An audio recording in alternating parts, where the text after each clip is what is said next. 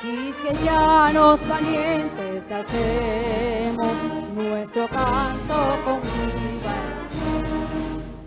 y del mundo a la paz sostendremos nuestro invito glorioso. Salve fuerte, a la guerra morir se lanzó. Muerte, sus cadenas de esclavo rompió.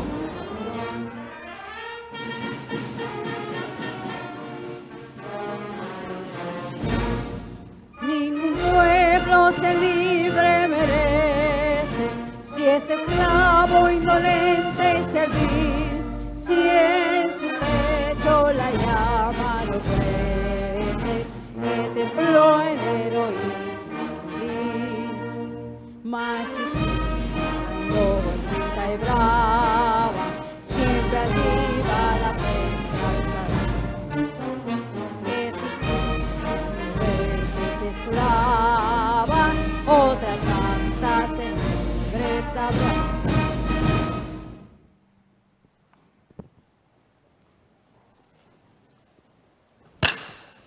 Se abre la audiencia. Alguacil.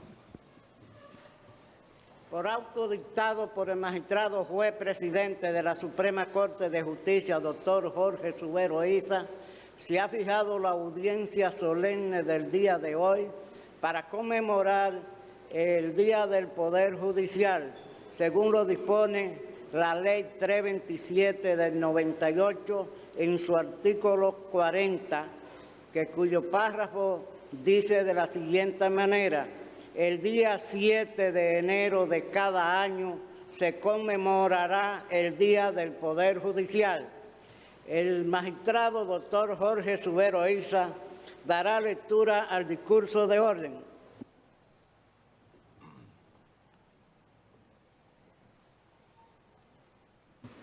Muy buenos días a todos. Honorable señor vicepresidente de la República, doctor Rafael Alburquerque de Castro,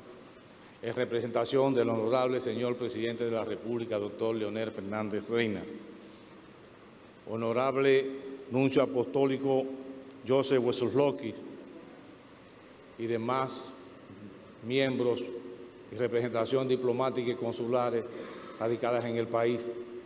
Honorable magistrado procurador general de la República, Radamés Jiménez Peña, y demás miembros del Ministerio Público. Honorable magistrado Manuel Vergés Chupani, expresidente de la Suprema Corte de Justicia. Doctor César Pina Toribio, secretario de Estado de la Presidencia. Doctor Julio César Castaño Guzmán, presidente de la Junta Central Electoral. Señor Agripino Núñez Collado, rector de la Pontificia Universidad Católica, Madre y Maestra. Honorables jueces del Poder Judicial, señor Melanio Pared, secretario de Estado de Educación. Un saludo muy especial a mi esposa Francia y a mis hijos. Damas y caballeros, invitados especiales. Al abrir por 12ª ocasión la audiencia solemne con motivo del Día del Poder Judicial, permítanme hacerlo recordando una anécdota que sucedió en ocasión de la inauguración del Centro de Información y Orientación Ciudadana del Palacio de Justicia de Santiago en el año 2006, con la cooperación de la Agencia Española de Cooperación Internacional, la AECI.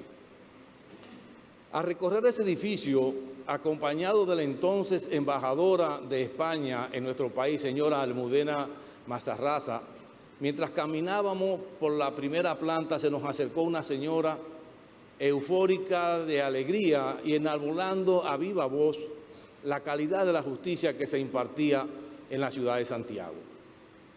Al yo preguntarle sobre el porqué de su buen ánimo y su entusiasmo, me dijo que por fin se había hecho justicia, porque la persona que había asesinado a su hijo había sido condenada a 30 años de prisión. Ante esa inusual muestra de conformidad con la justicia, la referida embajadora me felicita y me dice lo feliz que se sentía de que su país contribuyera con un poder judicial que recibía un reconocimiento como el que habíamos presenciado. Inmediatamente le manifesté a mi acompañante que no se ilusionara mucho, porque a lo mejor en la segunda planta nos encontraríamos con la parte contraria. Y efectivamente, al subir la escalera nos esperaba una señora en virtual estado de histeria y de paroxismo sin control, arrojando por su boca todos los improperios, vituperios y palabras obscenas contra la justicia de Santiago, capaces de sonrojar a los más fervientes admiradores del humorista cubano Álvarez Guedes. La embajadora, muy sorprendida, le pregunta a la referida señora que cuál había sido el motivo de su indignación y nos dice que ella era la madre de la persona que habían condenado a 30 años de prisión, que era una condena injusta, porque su hijo era inocente, que era muy honrado y trabajador, y que los jueces que la condenaron se habían vendido. La realidad es que cada uno juzga lo juzgado por los jueces según sus propios intereses personales, políticos, económicos, sociales o conveniencias, o en base a la propia interpretación que de manera particular se le da a los hechos ocurridos. La verdad es que el papel del juez es muy difícil. No podemos reciprocar con sentencias favorables los afectos que nos brindan los amigos. Por eso se pierden afectos y se ganan desafectos. Es decir, como quiera llevamos la de perder. La parte que resulta gananciosa en el litigio considera que ganó porque tenía la razón. Y la parte perdidosa considera que perdió porque el juez se vendió. En un régimen de libertades esto es comprensible y las críticas se admiten cada día más, siendo la disidencia fruto de un régimen democrático. Lo que es inadmisible e inaceptable es que las decisiones de los jueces sean el resultado de presiones que provengan de su exterior. Puede esto ocurrir, acciones que nacen como legítimas, esas presiones contaminan todo el proceso judicial y sus resultados, al quebrantar la conciencia del juez, las tornan éticamente viciadas. Las críticas son las manifestaciones de la existencia de ese tipo de régimen y muchas veces sirven para reafirmar o rectificar rumbos y posiciones. Poco importa que ellas sean o no fundamentadas. Lo importante es que se formulen y se expongan con plena libertad, principalmente cuando se hacen a través de una prensa que ha sido soporte y garante de todo el proceso de reforma judicial en nuestro país, que cuando ha habido amagos de contrarreforma, ha sido la primera en darle al frente a esos propósitos. Por eso, manifesté en mi discurso de apertura de la Conferencia Hemisférica Poder Judicial, Prensa e Impunidad, celebrada en nuestro país en julio del 2007, auspiciada por la Sociedad Interamericana de Prensa, la SIC, y nuestro Poder Judicial, que la primera libertad que la intolerancia suprime es la libertad de prensa y la libertad de expresión. Las desavenencias surgen regularmente a consecuencia de la interpretación que hacen los jueces al momento de aplicar la ley. Esto es entendible porque todas las normas jurídicas se expresan a través de textos o disposiciones normativas que deben ser interpretadas. Muchas decisiones judiciales son como la verdad histórica, que solamente se pueden establecer después de haber transcurrido cierto tiempo, cuando se enjuicien sin prejuicios y sin apasiones, sino solamente a la luz del derecho imperante en la época en que se dictaron y de las circunstancias que las motivaron. Por ser muy conocida, supongo yo, por muchos juristas dominicanos, la obra El Derecho Dúctil del constitucionalista italiano y profesor de Derecho Constitucional de la Universidad de Turín, Italia, Gustavo Zagrebelsky, tomo de la misma algunos conceptos sobre la interpretación que considero interesantes. A propósito de la máxima in claris non fit interpretation, un texto que sobre el papel y a la luz de la experiencia parecía claro, puede oscurecerse ante el surgimiento de un caso nuevo. La regla jurídica se diferencia de la regla moral en que no aspira a una justicia abstracta e inmóvil y en que si se busca la composición más adecuada posible de múltiples aspectos de la conveniencia social. Está, por tanto, sometida a la influencia de fuerzas de transformación que promueven la llamada interpretación evolutiva a partir de casos que, distinguiendo un antes y después en la interpretación, pueden denominarse acertadamente casos críticos. Personalmente no estoy de acuerdo con lo expresado por Charles Evans Hughes, 11º presidente de la Corte Suprema de los Estados Unidos de América, cuando siendo gobernador por el estado de Nueva York dijo, cito, nosotros vivimos bajo una constitución, pero la constitución es la que los jueces dicen que es, termina la cita. Favorezco más que se tome en consideración la técnica de la interpretación denominada conforme a la Constitución, según la cual, entre varias interpretaciones posibles de un precepto, solo son legítimas aquellas que se acomoden a las exigencias de la Constitución.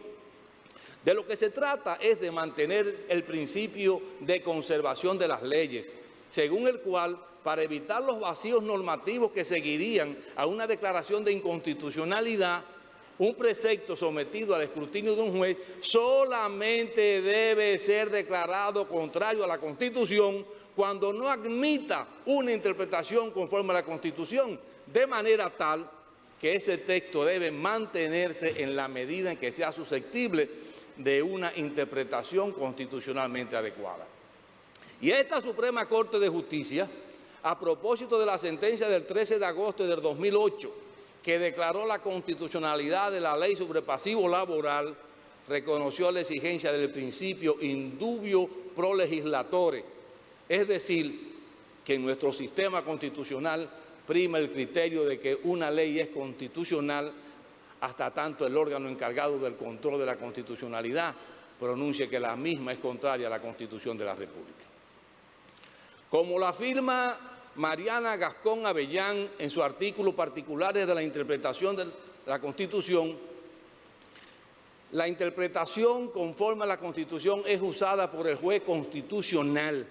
a veces de modo acrobático, para evitar la declaración de inconstitucionalidad de las leyes. Así sucede en las llamadas sentencias interpretativas y sentencias manipulativas. La doctora Gascón Avellán, sobre la idea expuesta por B. Ferrera, afirma que, cito, por lo demás, cuando la inconstitucionalidad de una ley no plantea dudas, pero su declaración pudiera ser políticamente desaconsejable, por ejemplo, por el escándalo que pudiera causar por estimarse que la sociedad no está aún preparada para la interpretación de la Constitución que deriva de la sentencia, y su simple confirmación, o sea, la simple declaración de que es constitucional, pudiera verse como legitimadora de la ley. Tal vez lo más aconsejable fuera también una de esas sentencias arbitrales en las que se declara constitucional la ley, pero se anima a las fuerzas políticas y sociales de la nación a debatir para alcanzar un acuerdo que bien pudiera desembocar en la sustitución de la ley vieja por otra ley nueva. Termina la cita. Si algo he comprobado durante todo el tiempo transcurrido es que no conozco ningún país en el mundo donde la justicia reciba el beneplácito de la población. Quizá por aquello que me dijera en una ocasión el expresidente del Tribunal Supremo de España y actual miembro del Tribunal Constitucional de ese país, Javier Delgado, que me dijo, la justicia es muy poco fotogénica para el público. Eva Joly, la muy conocida magistrada francesa, nacida en Noruega, a quien le correspondió realizar las pesquisas relativas al caso de la empresa petrolera F-Aquitaine, grupo que al 31 de diciembre de 1993 tenía negocios por un volumen de 209.000 millones de francos, escribió una obra que una jueza dominicana me regaló hace unos años, denominada Impunidad, con un subtítulo, La corrupción en las entrañas del poder, donde ella, refiriéndose a la justicia francesa, nos dice lo siguiente, cito textualmente: me han amenazado de muerte por el simple hecho de ejercer mi profesión. Anduve bajo la vigilancia de las agencias y los servicios secretos, sometida a una presión que nunca pensé posible. He sido vilipendiada y acusada de las peores fechorías, como si el peligro estuviera al lado de la justicia. Perderse en los interrogantes sin fin del por qué y el cómo no aportaría nada. Cada vez que un magistrado se acerca demasiado al poder oficial u oculto, se ve atrapado por un engranaje que lo supera. Se trata sin duda del orden de las cosas. Termina la cita. Alejandro Nieto, un jurista español que nos visitara hace un par de años, escribió la obra El Desgobierno Judicial, donde nos expone algunos conceptos interesantes. Cito: la independencia predicada en la Constitución y en las leyes es una fachada de papel, una leyenda, un mito que, al igual que en el resto de Europa continental, nunca ha existido. Termina la cita. En otra parte del el mismo Nieto nos dice, cito: las constituciones y las leyes silencian finalmente que existen otros enemigos de la independencia judicial aún más poderosos que los políticos y las instancias superiores de la magistratura, a saber, las fuerzas sociales y sobre todo las empresas mediáticas que, conscientes de su fuerza, no se rescatan de actuar a cara descubierta, y si se empeñan terminan doblegando no ya al juez, que puede resistirse personalmente con éxito, pero sí a la vara de la justicia. Termina la cita. En España, el Consejo General del Poder Judicial, que es el órgano de gobierno de los jueces, a consecuencia de datos que poseía sobre niveles crecientes y generalizados de desconfianza en la justicia y en la capacidad de jueces y tribunales para resolver adecuadamente los conflictos ante ellos planteados, motivó que se realizara un estudio sobre la situación de la administración de justicia en ese país, que se publicó bajo el título Libro Blanco de la Justicia. En México, la Suprema Corte de Justicia, que como dato ilustrativo debo decir que conjuntamente con Uruguay y República Dominicana son los únicos países donde su Tribunal Supremo de Justicia se denominan Suprema Corte de Justicia y no Corte Suprema de Justicia, realizó un estudio que denominó también Libro Blanco de la Reforma Judicial, bajo la consideración de que la reforma judicial que el país requería para el siglo XXI debía incluir una profunda reforma. En los Estados Unidos de América, la gran democracia, referente obligado de la seguridad jurídica y específicamente en la ciudad de Nueva York, ocurrió recientemente un hecho espeluznante que refleja hasta dónde se puede vulnerar la seguridad jurídica. El periódico Daily News, que quería aprobar la extrema laxitud de las regulaciones y la burocracia de ese país y en particular de esa ciudad, se convirtió en propietario del Empire State Building, valorado en $2.000 millones sin tener que pagar un solo centavo. A tales fines, presentó ante el registro de la propiedad una serie de documentos falsos que tenían un sello de un notario también falso, pues se trataba de Willie Sutton, un notable ladrón de bancos que en los años 50 fue considerado como uno de los enemigos más buscados por el FBI. Pero además, en el documento notarial aparecía como testigo Fay Wray, la actriz de la primera versión de la película King Kong, que fue filmada en el año 1933. El Daily News devolvió la propiedad del edificio 24 horas después de hacerse de ella. Sigo en Estados Unidos de América. Muchos de ustedes recordarán los momentos de turbulencias políticas registrados en ese país a consecuencia de la campaña por la presidencia de la República para el periodo 2000-2004 entre los candidatos George W. Bush y Al Gore, principalmente por los originados en el recuento de los votos emitidos, que originó que el segundo presentara una apelación ante los tribunales contra el resultado de las elecciones. El Tribunal Supremo de Justicia de Florida acogió la apelación y ordenó la inclusión de más votos procedentes del recuento en los condados de Palm Beach y Dade, así como otros votos que correspondían a Al Gore, según la legislación de ese estado. Esta medida originó que la ventaja que tenía el candidato Bush se redujera a 154 votos. Esa decisión que había dispuesto el recuento de los votos fue recurrida ante la Corte Suprema de Justicia de los Estados Unidos de América por el candidato Bush, con la finalidad de detener el recuento de los votos, que obviamente no lo estaban beneficiando. El expresidente Bill Clinton recrea aquellos momentos en su obra Mi Vida, de la cual les traigo algunas consideraciones importantes que comparto con ustedes. Dice Clinton: varios abogados me dijeron que el alto tribunal no iba a acoger la demanda de Bush porque se trataba de una cuestión estatal, que era difícil obtener una orden judicial contra lo que era una acción completamente legal. Pregunté a varios abogados si se habían encontrado con una sentencia parecida y a nadie le había sucedido. El tribunal tenía que pronunciarse en breve sobre el recuento en la Florida, en si era constitucional. Ese tribunal había dictaminado por 7 votos contra 2 que el recuento era anticonstitucional. Por 5 votos contra 4, los mismos 5 jueces que habían dictaminado el recuento 3 días antes, ahora decían que tenían que concederle las elecciones a Bush, porque de todas maneras, según la ley de la Florida, el recuento había que terminar antes de las 12 de la noche del mismo día. Esa fue una decisión vergonzosa, dice Clinton. Clinton sigue diciendo en la referida obra, Mi Vida, pero ya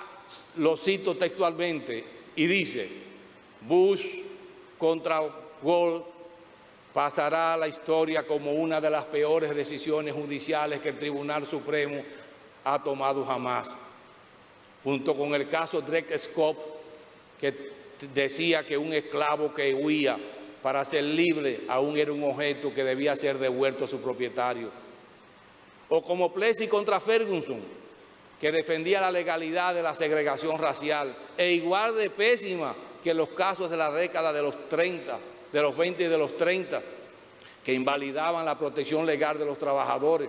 como los salarios mínimos y las leyes de jornadas semanal máxima, por considerarse violaciones de los derechos de propiedad de los empleadores.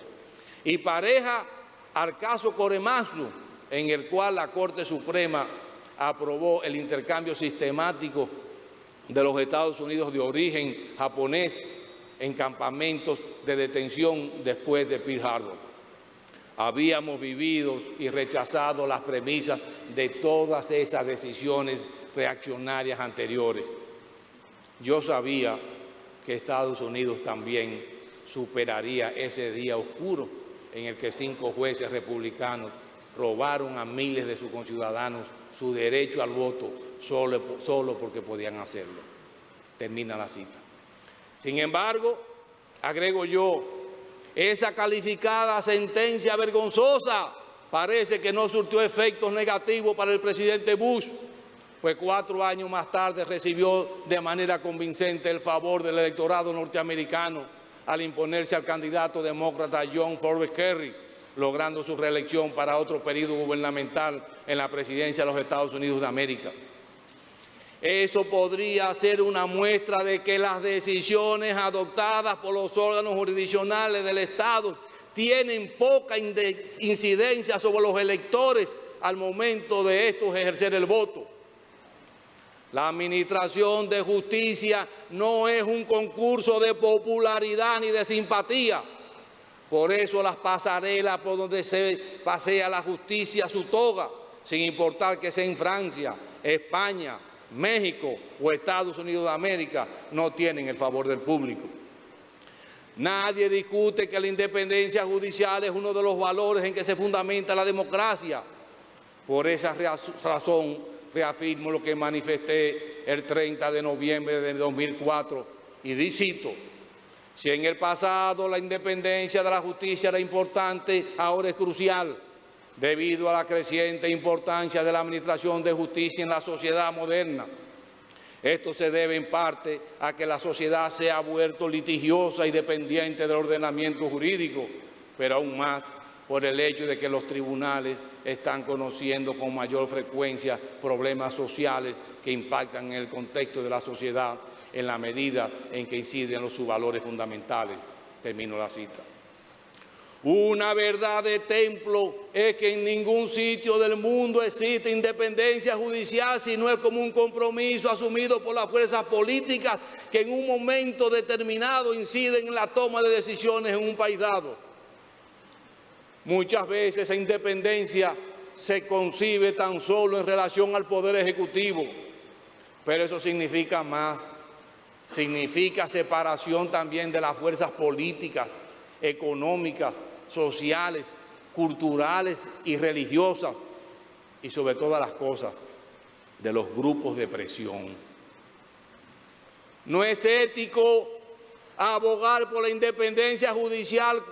cuando llegada la ocasión no se tiene ningún rubor en tratar de quebrantar esa independencia, procurando que la balanza de la justicia se incline favorablemente a un interés particular o propio que la mayoría de las veces no coincide con la correcta aplicación de la ley. Quizás no sea ocioso recordar que a pesar que la reforma constitucional del año 1994 introdujo grandes reformas en el Poder Judicial, no fue hasta el año 1997 cuando, fruto del acuerdo entre las principales fuerzas políticas de la nación, se puso en ejecución esa reforma. Pero de manera principal y preponderante, la voluntad política del presidente de la República de aquel entonces y de los actuales momentos, el doctor Leonel Fernández Reina. A pesar del tiempo transcurrido, muchos recuerdan los aciagos momentos institucionales vividos por la comunidad jurídica dominicana durante estos años. Realmente, antes del año 1997, el Poder Judicial de la República, no obstante que la Constitución política establecía muy claro que era uno de los tres poderes del Estado, nunca funcionó ni actuó como tal, sino como el órgano judicial del Estado. Nunca hubo un real y efectivo ejercicio del poder conferido por la Constitución de la República. Es en la madrugada del 3 de agosto de 1997 cuando nace un poder judicial con una visión diferente a lo que debía ser la administración de justicia, protegido, sostenido y conservado por las propias fuerzas políticas que le dieron nacimiento,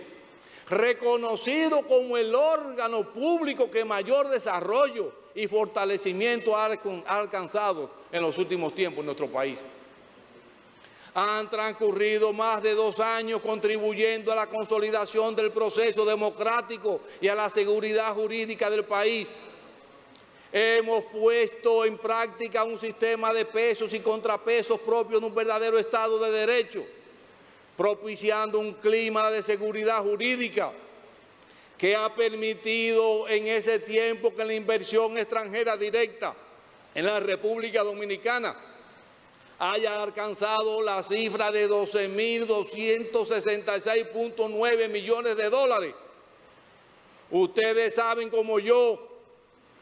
que los inversores nacionales y los extranjeros no invierten en un país que carezca de seguridad jurídica.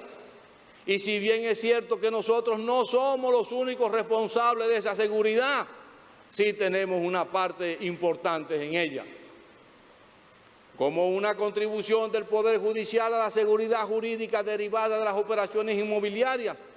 la Suprema Corte de Justicia suscribió durante el pasado año diferentes acuerdos con instituciones políticas y privadas para que a través de la jurisdicción inmobiliaria ellas se beneficiaran de nuestra moderna tecnología, principalmente la Red Geodésica Nacional. Entre esos acuerdos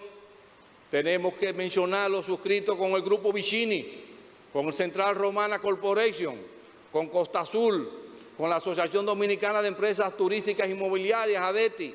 con la Asociación Dominicana de Constructores y Promotores de la Vivienda, COPROVI, con la Asociación para el Desarrollo de la Provincia de Espaillá, con el Colegio Dominicano de Ingenieros, Arquitectos y Agrimensores, CODIA, con la Corporación del Acueducto y el Alcantarillado de Santo Domingo, CAS,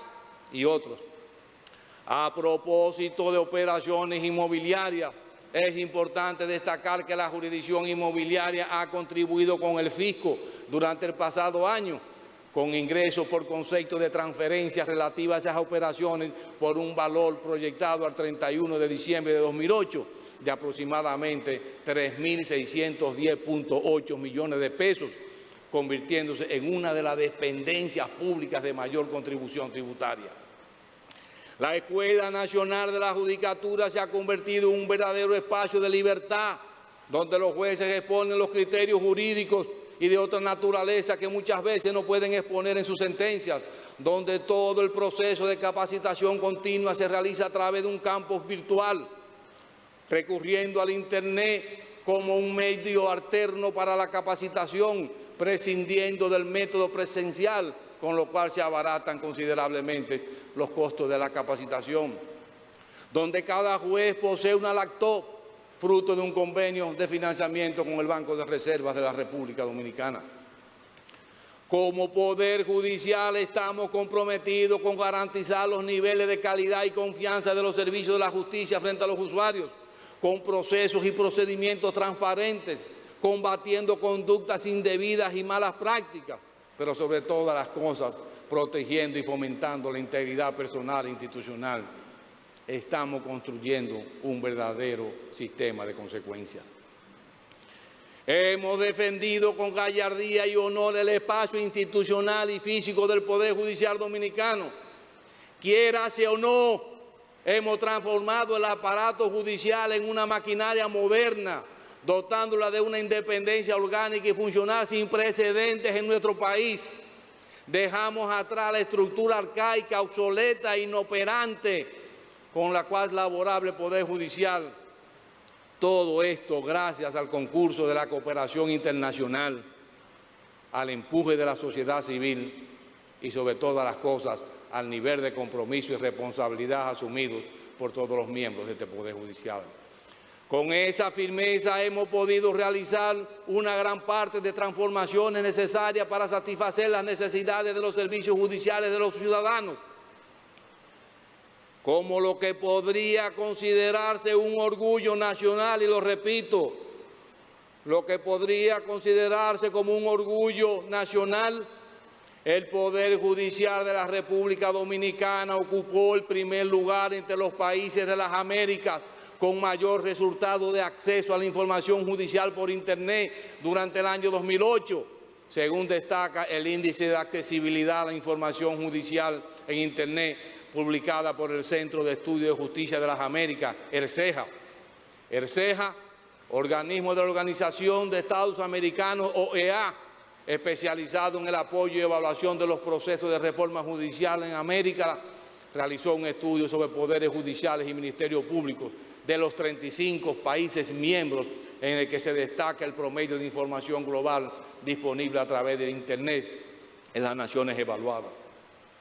El Poder Judicial Dominicano, con relación al acceso a la información en Internet y en su empeño por transparentar la gestión de los tribunales, mejoró su posicionamiento en el ranking de poderes judiciales al pasar de la posición número 13 en el año 2007 con un 43.3% a la número 1 durante el año 2008, obteniendo un 79.6%.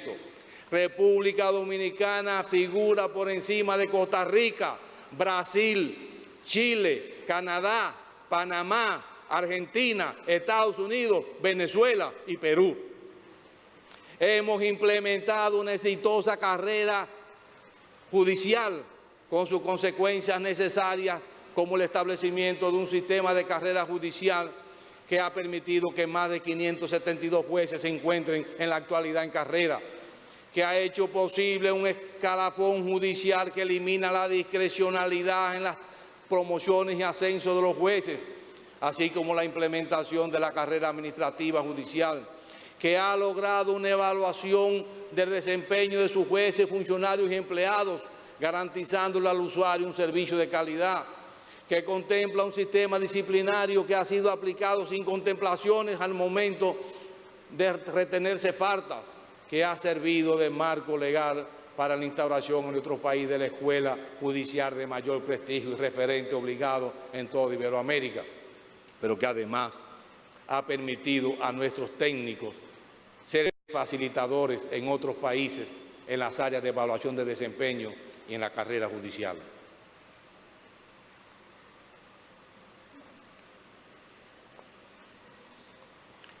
En nuestro discurso del 7 de enero del 2007, en ocasión del Día del Poder Judicial, propusimos una serie de reformas que denominamos segunda ola de la reforma judicial, donde planteábamos que con la estructura actual habíamos realizado todos los cambios importantes, pero que si queríamos seguir avanzando y con ello lograr las metas trazadas y evitar que la marcha inexorable de los tiempos nos aplastara, era preciso repensar el sistema de administración de justicia en nuestro país, rompiendo con la verticalización directa, procurando y ejecutando una horizontalización que democratizara la toma de decisiones. Porque de lo que se trataba era de introducir cambios a lo interno del Poder Judicial. Agregábamos en esa ocasión que uno de los temas centrales que había que abordar en esa segunda ola era el relativo a la concentración de atribuciones en asuntos ajenos a las propiamente jurisdiccionales que tienen el Pleno y el presidente de la Suprema Corte de Justicia. Posteriormente, en septiembre de 2007, en ocasión de un almuerzo auspiciado por Finjus, al exponer como conferencista invitado, expusimos lo que debía ser el mapa de la reforma judicial de la República Dominicana, donde planteábamos los 6 puntos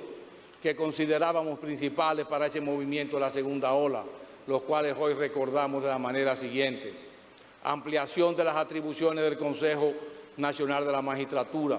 Estatuto de la Justicia Dominicana, Agenda Legislativa Judicial, reorientación de la carrera de Derecho, Sistema de Integridad Institucional y la reforma constitucional. Ha sido el presidente de la Suprema Corte de Justicia quien ha demandado cambios en la administración de justicia, por lo que no se le puede atribuir a esta oposición a un proceso que es necesario para poder seguir avanzando. Gran parte de nuestra propuesta de la segunda ola de la reforma judicial ha sido incorporada en la propuesta de reforma constitucional, en una reforma, pero una cosa es una reforma que tiende a consolidar la independencia del Poder Judicial y contar con mayor institucionalidad, y otra cosa muy diferente es abogar por un proceso de debilitamiento y desmembramiento que disminuya su tradicional competencia jurisdiccional, porque de ser así nos colocaríamos fuera del contexto iberoamericano, que cada día está más encaminado a una tendencia de fortalecimiento de ese poder del Estado como guardián de la constitucionalidad y centinela de la seguridad jurídica.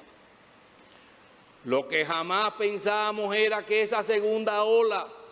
iba a estar alimentada por fuertes vientos huracanados que la convertirían en un fenómeno climatológico asiático, comúnmente denominado tsunami, capaz de destruir la institucionalidad judicial lograda hasta el momento. Siempre hemos abogado por una desconcentración de funciones, pero jamás por un desmembramiento y debilitamiento del Poder Judicial de la República. Sería imperdonable degradar este poder en un evidente proceso de involución, pasando de un poder del Estado a un mero órgano judicial del Estado, como lo era anteriormente. En un principio había pensado abordar a profundidad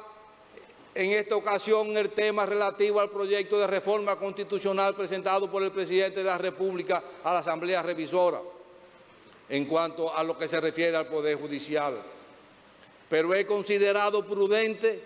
remitirme a las observaciones y recomendaciones que el Pleno de la Suprema Corte de Justicia hiciera por ante la comisión bicameral que estudie ese proyecto, pues el único interés que nos anima es llamar la atención sobre una propuesta que a todas luces desvertebra y debilita las funciones del hasta ahora máximo Tribunal Judicial de la República Dominicana, convirtiéndolo en uno más de los tribunales supremos del país. La distribución de más de 2.000 ejemplares de las observaciones y recomendaciones realizadas creemos que ha sido suficiente para que se conozca cuál es la posición de la Corte. Sin embargo, en mi calidad de presidente de la Suprema Corte de la Nación y tratándose de un cargo temporal al cual nunca aspiré, ni mucho menos solicité, y al cual no me encuentro aferrado, y que en más de una ocasión públicamente he puesto a disposición del Consejo Nacional de la Magistratura, deseo salvar mi responsabilidad histórica, llamando en esta ocasión a la atención en el sentido de que la creación de un tribunal constitucional disfrazado con el nombre de sala, así como la de un tribunal superior administrativo, crearía problemas de legítima representación del Poder Judicial de la República, tanto en el país como en el extranjero, pues podría ocurrir lo que sucede en otros países, donde la coexistencia de una Corte Suprema de Justicia, de un Tribunal Constitucional, de un Consejo Judicial y de un Consejo de Estado, origina un verdadero caos en cuanto a quién representa ese Poder Judicial. Pero además de aprobarse la reforma en los términos propuestos, la existencia de 3 tribunales supremos en un mismo país pondría en peligro la seguridad jurídica y la gobernabilidad democrática de la nación. Sí, escucharon bien, pondría en peligro la seguridad jurídica y la gobernabilidad democrática de la nación por los inevitables conflictos que se producirían entre los poderes públicos y básicamente ante los tribunales supremos que se pretenden crear, se produciría lo que se conoce como choque de trenes. Si se creara la Sala Constitucional en los términos contemplados, sería el único órgano en el mundo entero que con el nombre de sala no formaría parte de la sala de la Corte Suprema de Justicia. Honestamente, seríamos el hazmerreír del mundo. En los casos de Costa Rica, Nicaragua, Honduras, El Salvador, Venezuela y Paraguay, esas salas forman parte de la Corte Suprema de Justicia y de donde no forman parte de ella se denominan tribunales constitucionales. A propósito de Tribunal Constitucional y en razón de que en los mentideros jurídicos dominicanos, y quiero saludar la presencia del presidente del Colegio de Abogados de la República Dominicana, el doctor Pérez Borque, y del presidente del Colegio de Notarios, Marrancini. Decía que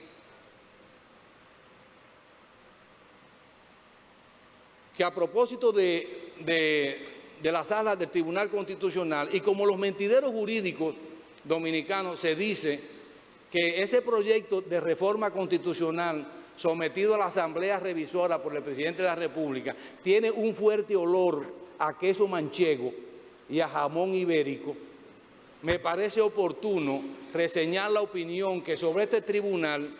tiene el conocido miembro de la Real Academia Española, don Luis María Anson, en un artículo publicado el 4 de junio del 2008. Cito algunos párrafos. El Tribunal Constitucional fue creado para que dirimiera los posibles desacuerdos entre el Parlamento Nacional y los autonómicos del nuevo Estado de 1978. Nació politizado y acomplejado porque sus magistrados están elegidos por los partidos al margen, en no pocas ocasiones, de la experiencia judicial que obligadamente poseen los del Supremo. El Tribunal Constitucional debió ser una sala del Supremo para mantener incólume la seguridad jurídica que durante siglos presidió la vida española. Todos los ciudadanos sabían y aceptaban que el Tribunal Supremo era la última instancia y en él terminaban los recursos. Pero Adolfo Suárez creyó que era más democrático crear un tribunal constitucional al margen del Supremo y así nos luce el pelo. Recogemos ahora los lodos de aquellos polvos atolondrados. Sigue diciendo Anson, cito, no sé si será posible el reordenamiento jurídico, si se podría articular una fórmula para que el Tribunal Constitucional se convirtiera en una sala del Supremo, que es lo que tiene sentido común. Y no se hizo sencillamente por el complejo de algunos dirigentes de la Unión de Centro Democrático que habían sido fascistas y se apuntaban alocadamente a lo que creían que les autenticaba como demócratas, introduciéndose por el rabel el altivo orgullo y enviando al cajal de la historia las veloces flechas de la simbólica falangista. Si no fuera posible la reconversión del Constitucional, solo el Congreso puede legislar para delimitar funciones de forma nítida e impedir el vergonzoso escándalo y espectáculo al que asisten hoy atónitos los ciudadanos españoles. Termina la cita. Uno de los argumentos que se esgrime para justificar la creación de una jurisdicción constitucional especializada es la dilación de la jurisdicción ordinaria en conocer y fallar los asuntos sometidos a su consideración. Sin embargo, en países donde ellas existen, como en España, por ejemplo, el Tribunal Constitucional tarda en ocasiones años para dirimir los conflictos. Tal es el caso del recurso de inconstitucionalidad elevado en el año 2005 por el Partido Popular contra la Ley 13/2005, que autoriza el matrimonio entre personas de un mismo sexo, bajo el fundamento de que se viola el artículo 32 de la Constitución española al no respetarse la definición constitucional del matrimonio como la unión de un hombre y una mujer, y porque no se respeta la garantía institucional del matrimonio reconocido por la Carta Magna. Han transcurrido más de 3 años y el fallo no se ha producido. O como también ha sido el caso de ese mismo tribunal en cuanto al recurso de inconstitucionalidad elevado también por el Partido Popular contra el nuevo Estatuto de Autonomía de Cataluña. Tampoco el asunto ha sido ni conocido ni fallado. A pesar de que en Costa Rica la Sala Constitucional forma parte de la Corte Suprema de Justicia, como órgano especializado se ha visto abrumado por la cantidad de asuntos ingresados, que en el año 2007 ascendió a 16.951 y el pasado año 2008 aproximadamente 18.108 casos, lo que ha provocado una mora sin precedente en la justicia costarricense, lo que ha motivado que se hagan propuestas de reforma para evitar, como se afirma en ese país, que la sala muera a causa de su propio éxito. Pero además, ustedes saben cuál sería el costo en el primer año para la puesta en funcionamiento tanto de ese Tribunal Constitucional como de la jurisdicción contenciosa administrativa que se pretende crear. El costo de poner en funcionamiento esas estructuras para el primer año sería mayor a los 3.546 millones de pesos asignados al Poder Judicial. Quiero también llamar la atención que mientras se hace una propuesta de crear nuevos tribunales, tenemos 108 tribunales pendientes de poner en funcionamiento, en virtud de leyes ya aprobadas por el Congreso Nacional y que por falta de recursos económicos no están operando. Pero además, la cantidad de casos para cuyo conocimiento se hace la propuesta de esos tribunales no ameritan su creación. Un tema que importa tomar en cuenta es que en el pasado año juramentamos 2.404 nuevos abogados. 2.404 nuevos abogados. Que unidos a los años anteriores arroja la cantidad de 21.683 abogados, teniendo nosotros registrados 36.924 abogados en todo el país. Aquí podríamos encontrar el origen de tanta diversidad de opiniones sobre temas jurídicos, con lo que se enriquece desde luego el debate, aunque no necesariamente la calidad del mismo. Nuestra preocupación se enfoca en cuanto a determinar si los abogados que estamos formando en la actualidad lo están siendo en consideración a las nuevas tendencias del derecho como instrumentos de desarrollo, principalmente en el área del derecho económico. Pues fruto de la globalización, la República Dominicana ha tenido que ajustar su legislación sobre la materia, de donde han resultado los acuerdos con la Organización Mundial del Comercio, OMC, los desmontes arancelarios, la Ley de Propiedad Industrial, Derecho de Autor, Ley sobre Prácticas Desleales de Comercio y Medidas de Salvaguarda, la Ley General de Electricidad, Ley General de Telecomunicaciones, Ley sobre Seguros y Fianza, la Ley sobre Pensiones y Jubilaciones, Ley de Registro Mercantil, la Ley de Derecho de la Competencia, Ley de Comercio Electrónico, Documentos y Firmas Digitales, la Ley General de las Sociedades Comerciales y la Ley de Zonas Financieras Internacionales en la República Dominicana,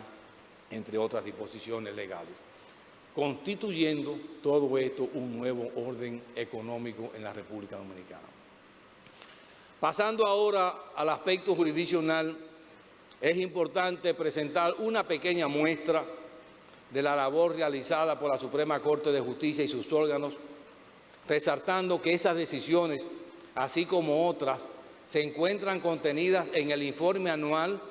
que ha sido entregado a cada uno de ustedes y que encuentran en sus asientos,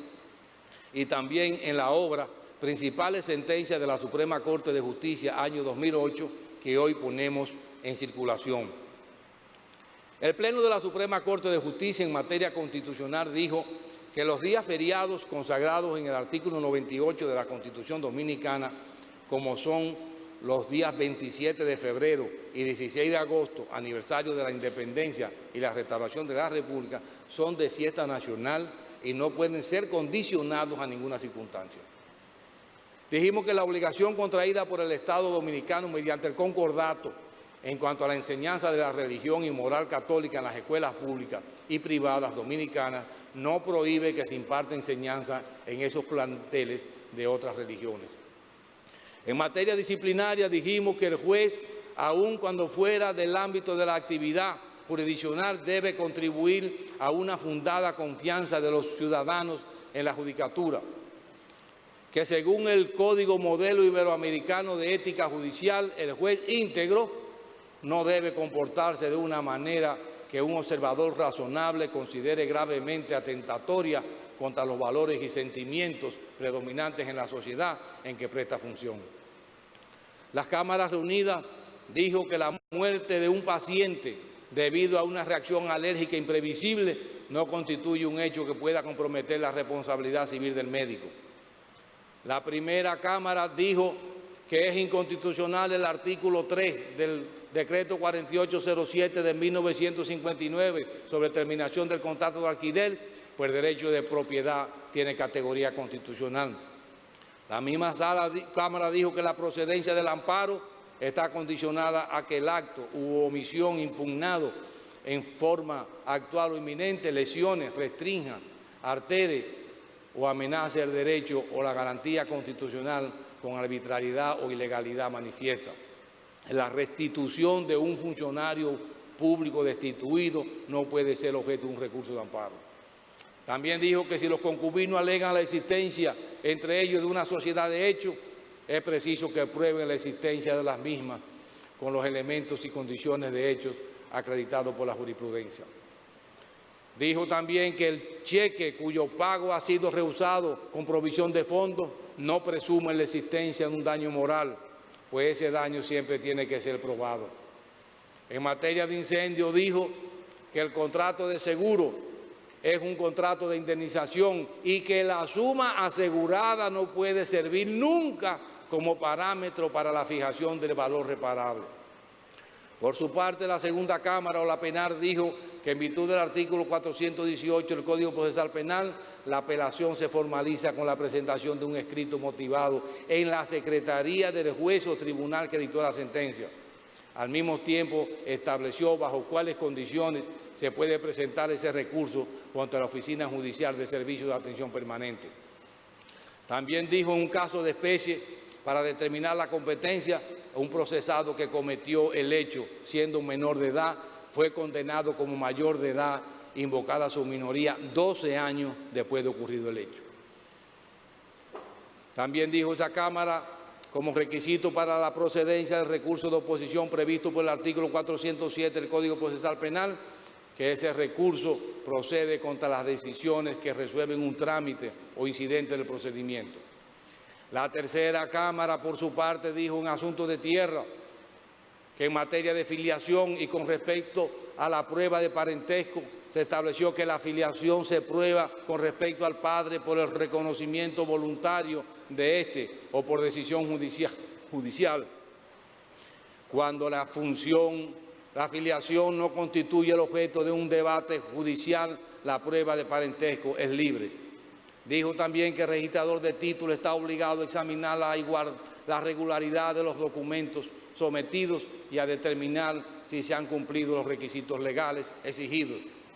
En materia laboral, esa Cámara dijo que el desahucio puede ser ejercido aún cuando el contrato no haya cumplido 3 meses de duración.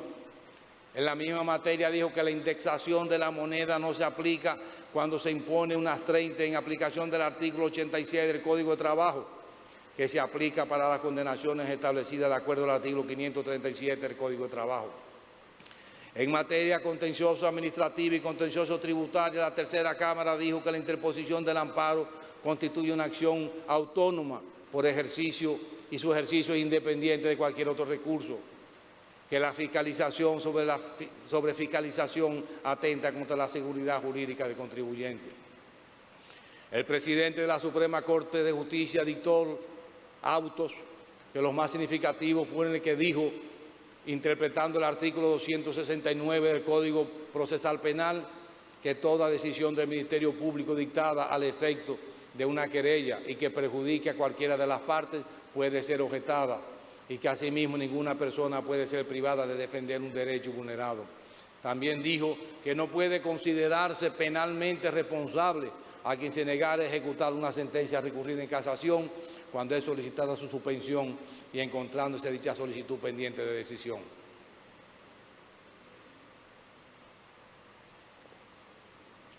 Durante el año 2008 recibimos la cantidad de 4.736 recursos de casación correspondientes a las cámaras reunidas y a las 3 cámaras de la Suprema Corte de Justicia, y fueron pronunciadas en audiencias 2.795 sentencias correspondientes a años anteriores al 2008. Independientemente, las cámaras reunidas y la Cámara Penal dictaron 2.150 resoluciones de admisibilidad e inadmisibilidad en virtud de los artículos 418, 425 y 426 del Código Procesal Penal. De igual forma, fueron conocidas por el Pleno la cantidad de 936 solicitudes de suspensión de ejecución de sentencia. Aparte de los logros alcanzados por el Poder Judicial en el año 2008, los cuales figuran en la edición de El Judicial que circula en el día de hoy,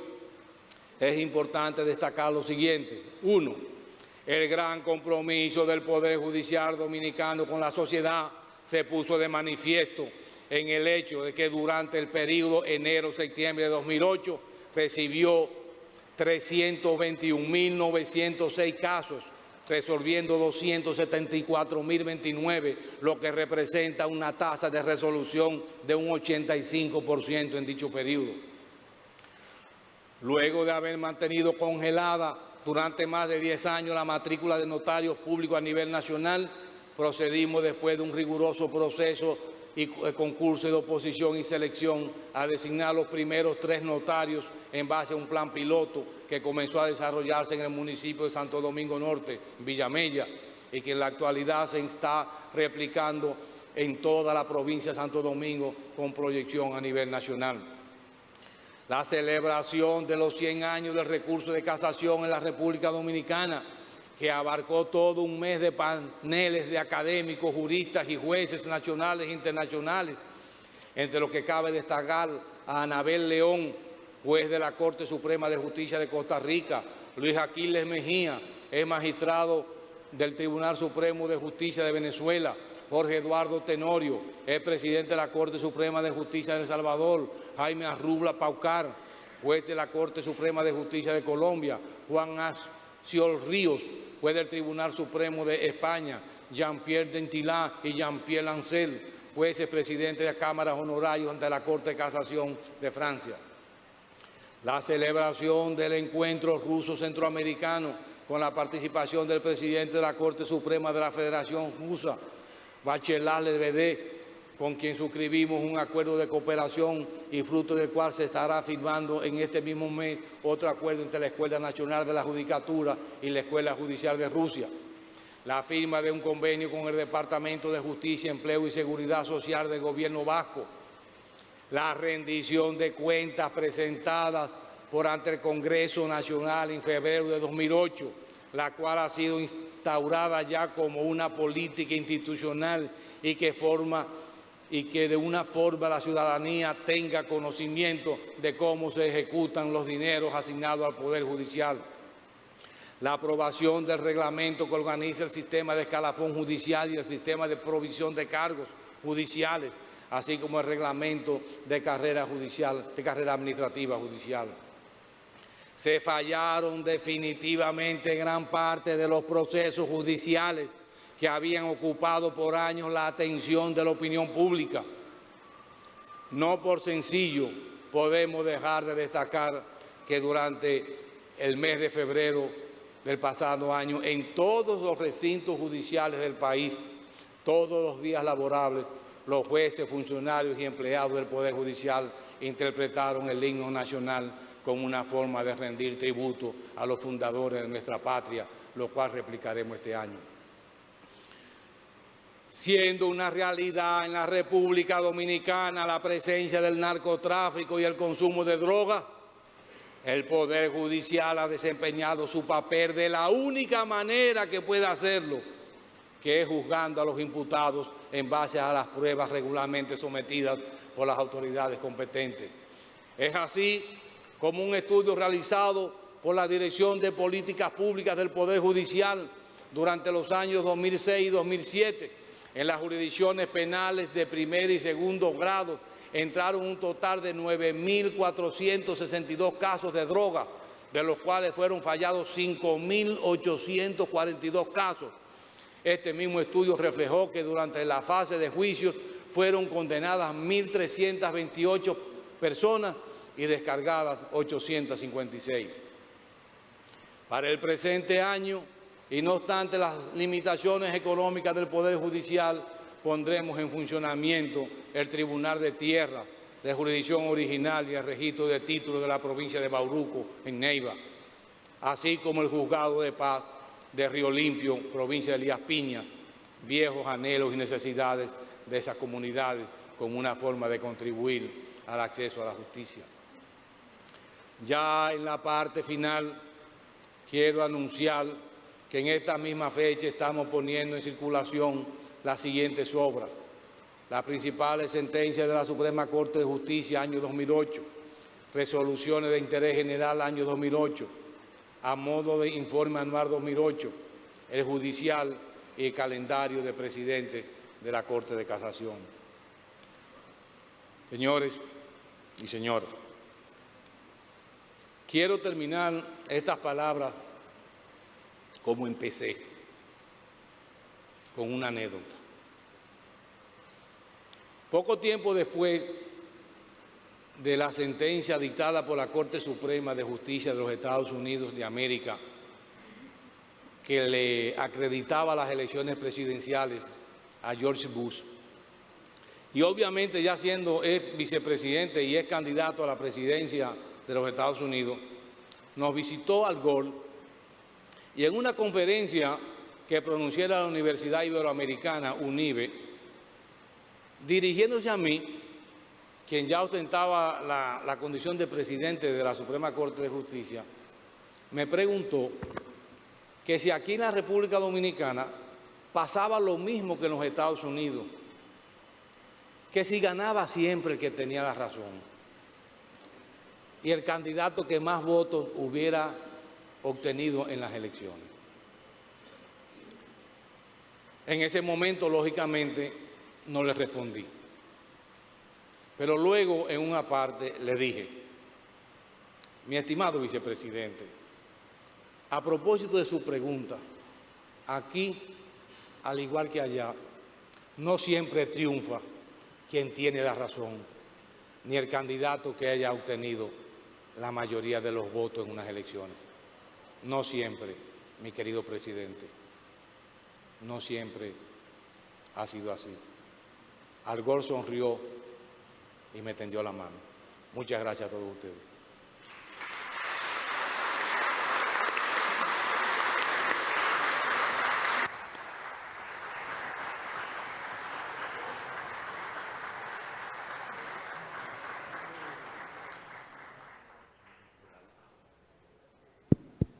Han sido las palabras del doctor Jorge Subero Isa, honorable magistrado presidente de del Poder Judicial, la Suprema Corte de Justicia,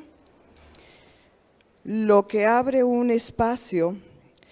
para hacer una entrega de reconocimientos a la excelencia en el servicio judicial a varios funcionarios y empleados, para lo cual invitamos al vicepresidente de la República, el doctor Rafael Alburquerque, a que acompañe al doctor Jorge Subero Isa al centro del estrado para que puedan asimismo entregar las placas que distinguen a estas personas con una larga trayectoria sirviendo dentro del Poder Judicial de la República Dominicana. Iniciando con el señor Pedro López, quien ingresó al Poder Judicial el 5 de enero del año 1960 como alguacil de estrado de la segunda circunscripción del Juzgado de Paz de San Francisco de Macorís. El 20 de agosto de 1962 fue trasladado a la segunda Cámara Penal del Juzgado de Primera Instancia de San Francisco de Macorís. El 6 de mayo de 1986 fue trasladado a la primera Cámara Civil del Juzgado de Primera Instancia de San Francisco de Macorís, donde labora actualmente. Pedro López, 49 años de servicio en el Poder Judicial.